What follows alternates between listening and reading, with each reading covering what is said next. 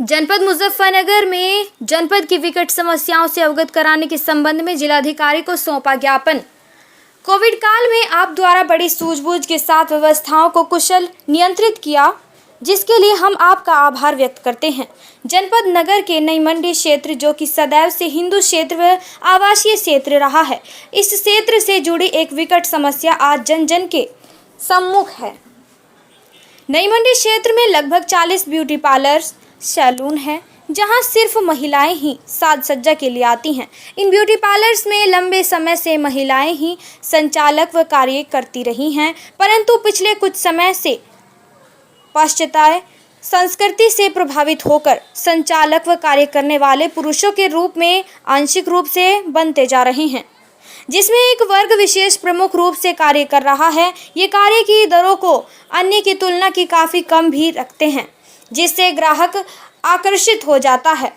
व्यवसाय दूरगामी दृष्टि व सामाजिक दृष्टि से गलत है, जिसकी समाज निंदा भी करता है, क्योंकि इसकी आड़ में अनेकों गैर सामाजिक समस्याएं भी अलग अलग रूप से नित्य सामने आती रहती हैं, जिससे पूर्व में कई बार प्रशासन को अवगत भी कराया जा चुका है। ध्यान देने का सबसे बड़ा उदाहरण यह है कि गत सप्ताह लॉकडाउन में चौड़ी गली पर भी ऐसा विषय सामने आया, जो समाचार तंत्र ने प्रसारित भी किया, पर उसे दबा दिया गया। इस समस्या को पूरे जनपद से निजात दिलवाने के लिए समाज का प्रतिनिधित्व करने वाले हिंदू संगठन का प्रतिनिधि मंडल आपसे मांग करते हैं कि जिले के सभी ब्यूटी पार्लर्स पर प्रशासन द्वारा अंकुश लगे कि वे महिला की सेवा के लिए महिलाएं ही नियुक्त करें। ब्यूटी पार्लर पर संचालक या किसी भी प्रकार का नियंत्रण मात्र महिला पक्ष का ही हो। ब्यूटी पार्लर पर निगरानी के लिए एक प्रशासनिक अधिकारी को अतिरिक्त जिम्मेदारी दी जाए, जो एक प्रशासनिक टीम बनाकर ईमानदारी से इस कार्य को करवाने व समय समय पर निगरानी भी रखे। साथ ही किसी समस्या के संज्ञान में आने पर संगठन के व्यक्ति से सीधा संपर्क भी करें। विवाहाशयों को छोड़कर प्रतिष्ठान खुलने व बंद होने के समय को भी निर्धारित किया जाए। आपसे निवेदन है कि इस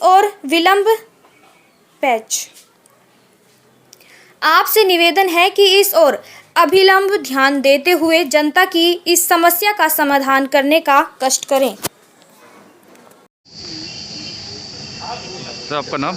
राधेश्याम प्रांत संपर्क प्रमुख। आज सब किस उद्देश्य से सर आपका डीएम साहब? जो ज्ञापन है, तो शहर में घटनाएं घट रही हैं। लव जिहाद का जो एक ठिकाने बना लिए ब्यूटी पार्लर्स में क्या है, आज लड़कियों के द्वारा ही लड़कियों का मेकअप होना चाहिए, लेकिन आज देखने में आ रहा है कि वहाँ अधिकतर लड़के आते हैं और लड़के के साथ बदतमीजी करते हैं, क्योंकि लड़की को शादी में जाना होता है तो उसको झेल कर वो निकल जाती है। ऐसा नहीं होना चाहिए। लड़कों का ब्यूटी पार्लर में एंट्री बिल्कुल बैन होनी चाहिए और लड़कियों को पूरी सुरक्षा मिलनी चाहिए। वहाँ पर लड़कियाँ अगर फ़ोन करती हैं तो फ़ोन नंबर वहाँ रिकॉर्ड हो जाता है, वो लड़के बाद में उनको परेशान करते हैं।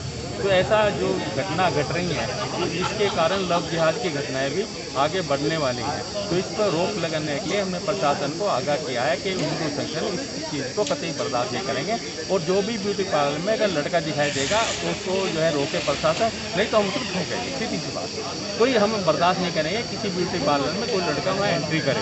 बिल्कुल एंट्री हम बंद करेंगे, और प्रशासन से निवेदन है कि पहले वो करे, वो नहीं करता और वो नहीं कर पाता तो हम इसको अपने हाथ में लेंगे। प्रशासन उसके लिए जिम्मेदार होगा। अगर अरेस्ट टाइम फैलती है तो हम उसे करेंगे, लेकिन किसी लड़की के साथ कोई बदतमीजी किसी ब्यूटी पार्लर में होने नहीं देंगे। ये ऐलानिया हम यहाँ जंग का ऐलान करते हैं कि इसमें प्रशासन ध्यान दें। आपका नाम?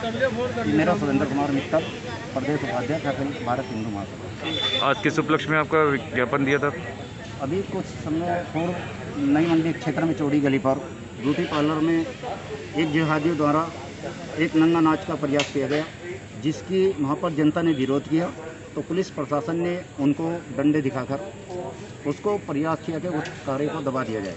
लेकिन हमारे हिंदू संगठन जागृत हैं और वे जाग चुके हैं।